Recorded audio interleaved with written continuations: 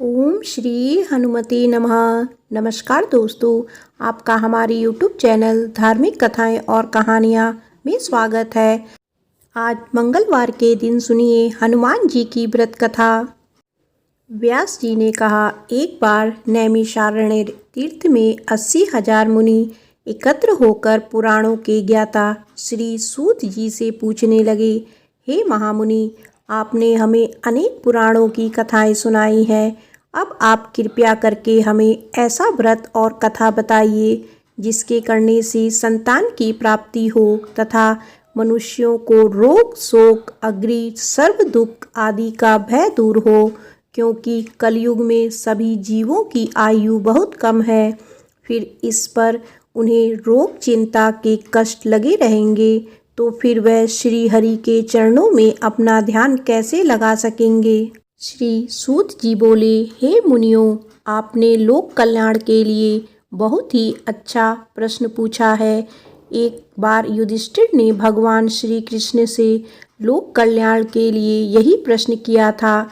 भगवान श्री कृष्ण और युधिष्ठिर का संवाद तुम्हारे सामने कहता हूँ, ध्यान देकर सुनो।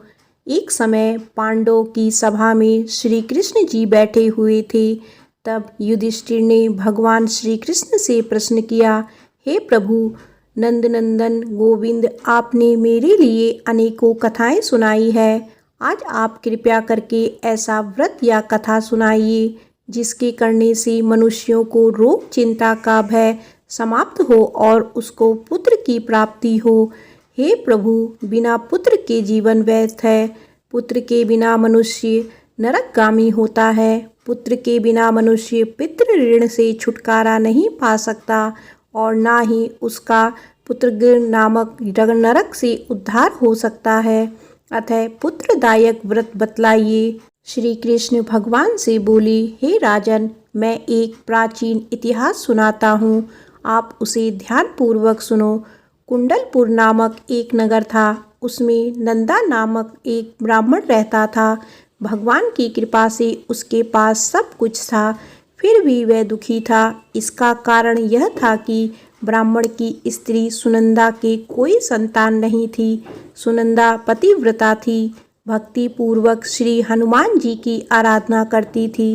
मंगलवार के दिन व्रत करके अंत में भोजन बनाकर हनुमान जी को भोग लगाने के बाद स्वयं भोजन करती थी।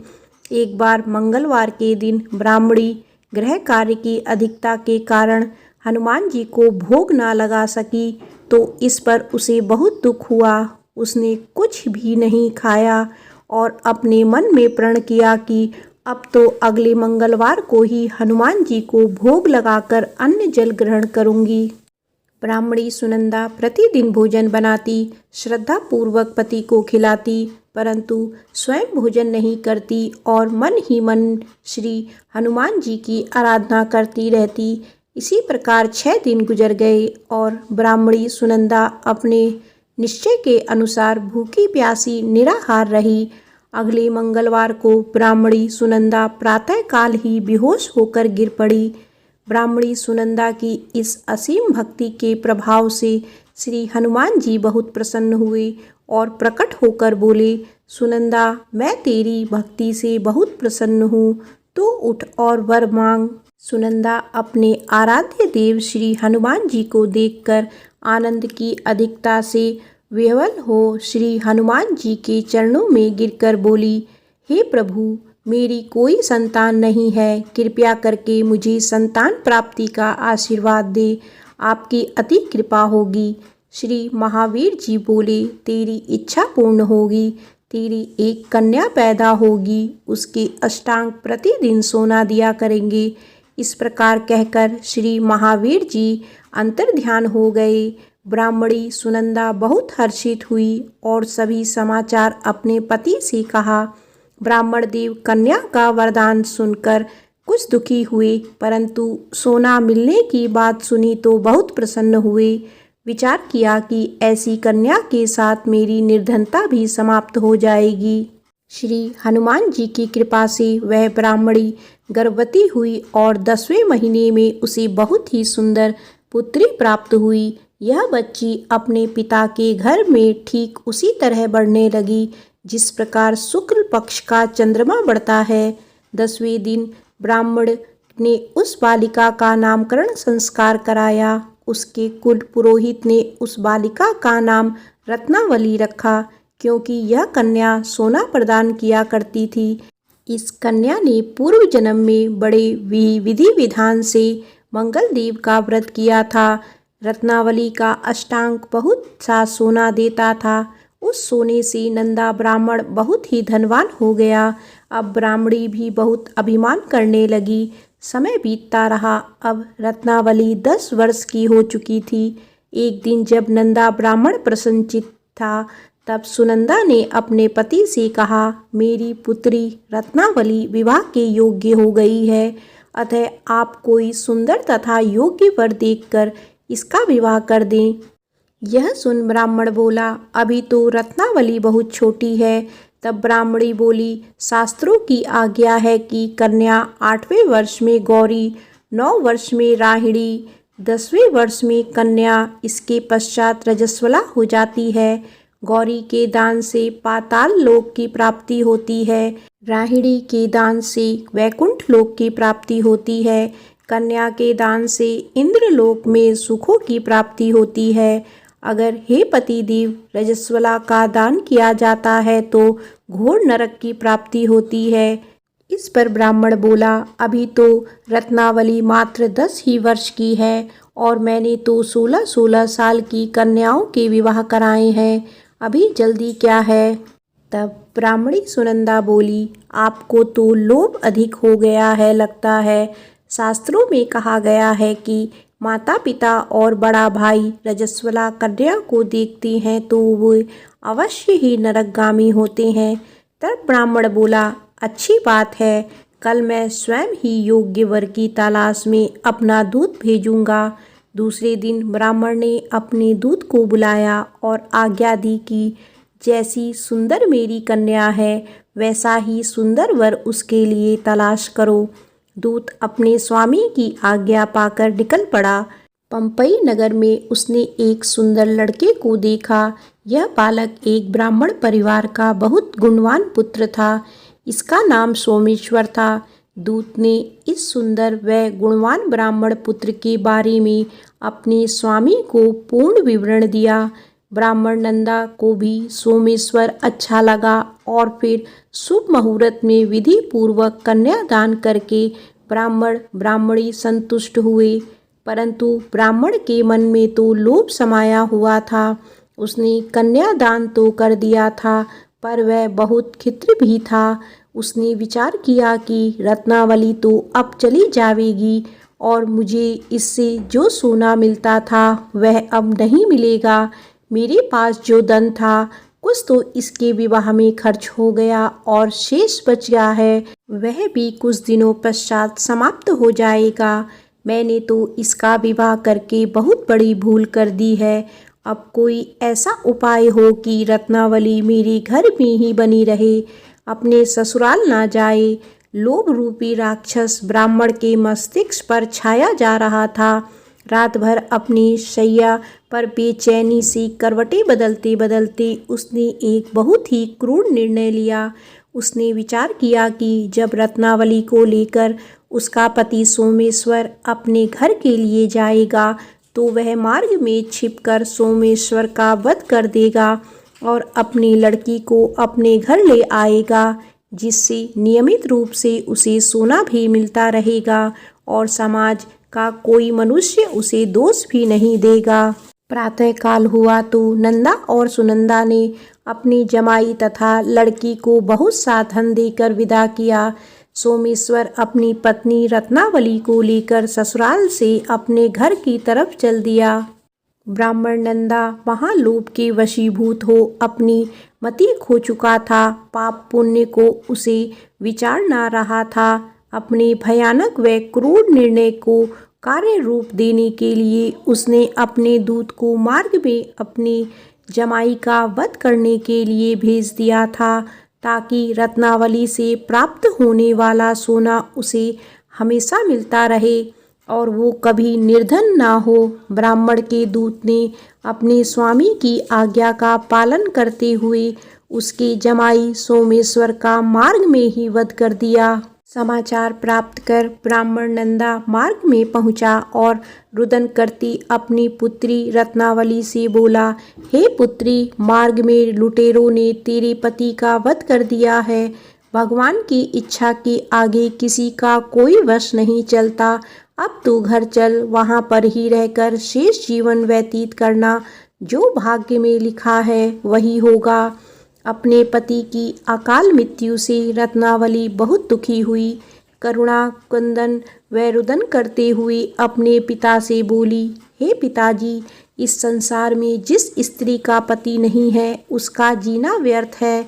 मैं अपने पति के साथ ही अपने शरीर को जला दूंगी और सती होकर अपने इस जन्म को, माता पिता के नाम को तथा सास ससुर के यश को सार्थक करूंगी। ब्राह्मण नंदा अपनी पुत्री रत्नावली के वचनों को सुनकर बहुत दुखी हुआ। विचार करने लगा, मैंने व्यर्थ ही जमाई वध का पाप अपने सिर ले लिया। रत्नावली तो उसके पीछे अपने प्राण तक देने को तैयार है। मेरा तो दोनों तरफ से मरण हो गया। धन तो अब नहीं मिलेगा। जमाई वध के पाप के फलस्वरूप यम यातना भी भुगतनी पड़ेगी। यह सोचकर वह बहुत दुखी हुआ। सोमेश्वर की चिता बनाई गई। रत्नावली सती होने की इच्छा से अपने पति का सिर अपनी गोदी में रखकर चिता में बैठ गई। जैसे ही सोमेश्वर की चिता को अग्नि जलाई गई, वैसे ही प्रसन्न हो मंगलदेव वहां प्रकट हुए और बोले, हे रत्नावली, मैं तेरे पति भक्ति से बहुत प्रसन्न हूँ, तू वर मांग। रत्नावली ने अपने पति का जीवन दान मांगा। तब मंगलदेव बोले, रत्नावली, तेरा पति अजर अमर है, यह महान विद्वान भी होगा और इसके अतिरिक्त तेरी जो इच्छा हो वर मांग। तब रत्नावली बोली, हे ग्रहों के स्वामी, यदि आप मुझ पर प्रसन्न हैं तो मुझे वरदान दीजिए कि जो मनुष्य मंगलवार के दिन प्रातःकाल लाल पुष्प लाल चंदन से पूजा करके आपका स्मरण करे, उसको रोग व्याधि ना हो, स्वजनों का कभी वियोग ना हो, सर्प अग्नि तथा शत्रुओं का भय ना हो। जो स्त्री मंगलवार का व्रत करे वह कभी विधवा ना हो।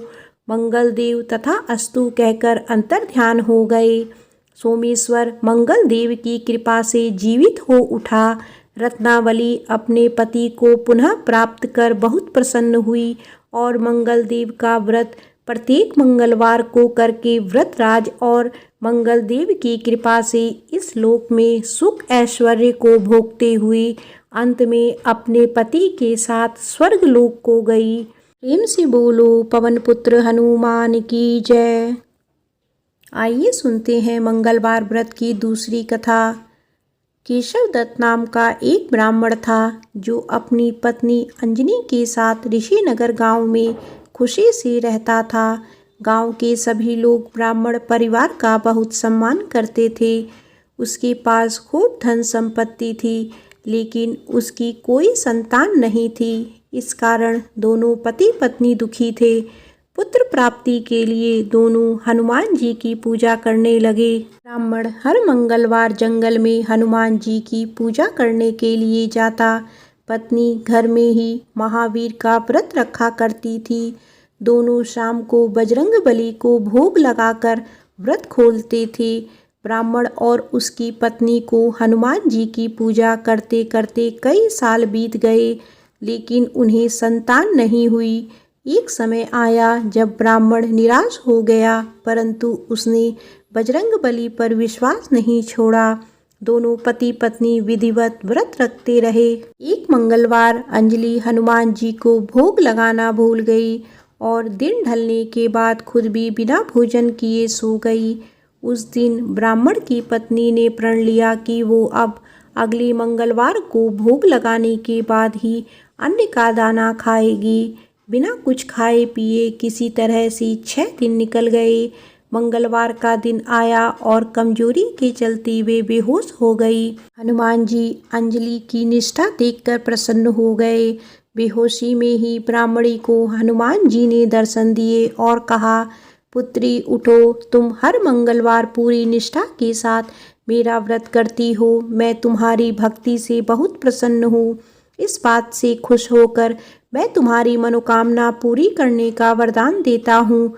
तुम्हें पुत्र की प्राप्ति होगी जो तुम्हारा खूब ध्यान रखेगा। इतना कहकर बजरंगबली वहां से अंतर्ध्यान हो गए। तभी अंजलि उठी और भोजन तैयार करके उसने सबसे पहले हनुमान जी को भोग लगाया। इसके बाद खुद भी भोजन किया। केशव दत्त घर लौटा तो ब्राह्मणी ने उसे पूरी बात बताई। पुत्र वरदान की बात सुनकर ब्राह्मण को यकीन नहीं हुआ और वह अपनी पत्नी पर शक करने लगा। उसने अपनी पत्नी से बोला, तुम झूठ बोल रही हो, तुमने मेरे साथ धोखा किया है। कुछ समय बाद ब्राह्मण के घर एक सुंदर पुत्र का जन्म हुआ। दोनों ने उसका नाम हनुमान जी के नाम पर मंगल प्रसाद रखा। ब्राह्मण को हमेशा यही लगता था कि उसकी पत्नी उसे झूठी कहानी सुनाई है और उसके साथ छल किया है। यह सोचकर वह बच्चे को मारने की साजिश करने लगा। एक दिन मौका देखकर ब्राह्मण कुएं पर नहाते जाते समय बच्चे को अपने साथ ले गया। वहां उसने बच्चे को कुएं में फेंक दिया।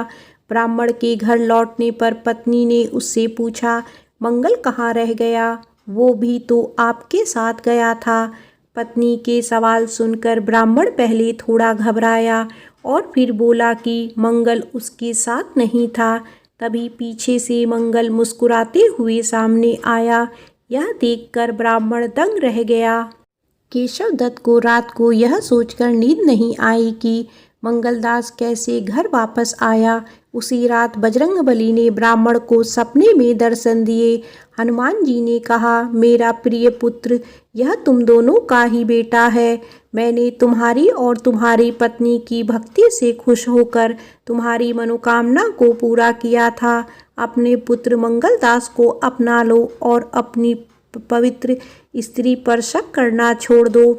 सुबह उठकर ब्राह्मण ने सबसे पहले अपने बेटे को गले लगाया, फिर अपनी पत्नी से माफ़ी मांगी। उसके बाद ब्राह्मण ने अपनी पत्नी को बताया कि वह किस तरह उस पर शक किया करता था और मंगलदास को अपना पुत्र नहीं मानता था। ब्राह्मण की पत्नी ने उसे माफ़ कर दिया और तीनों खुशी खुशी एक साथ रहने लगे। प्रेम से बोलो बजरंगबली की जय।